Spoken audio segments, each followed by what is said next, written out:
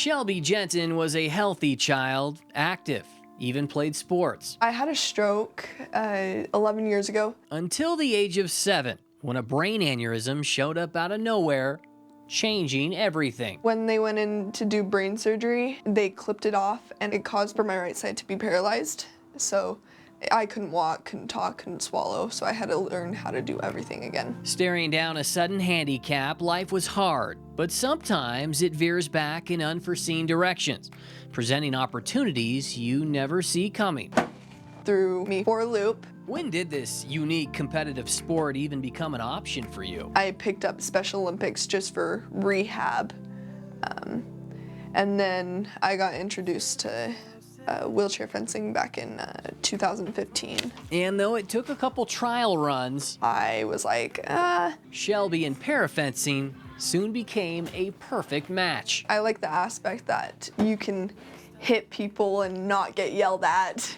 And it took me a while to fully enjoy it and fully okay, this is my sport. She would soon find herself wearing primarily 3 colors, red, white, and blue, representing her country all over the world. This one right here was Montreal. With stamps to prove it, in just a few short years, Shelby and her swords would travel to nearly every continent, from Brazil to Japan, Dubai to Poland, South Korea to Hungary. She was doing something many kids could only dream, representing the United States of America.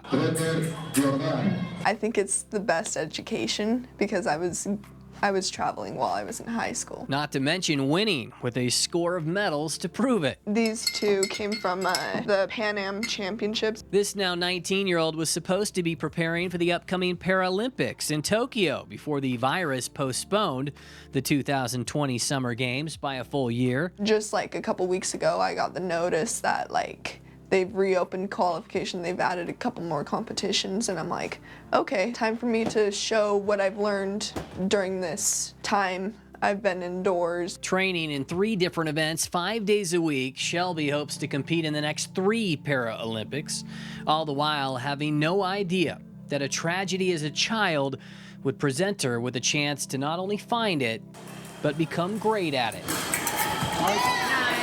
I eat, sleep, and breathe fencing.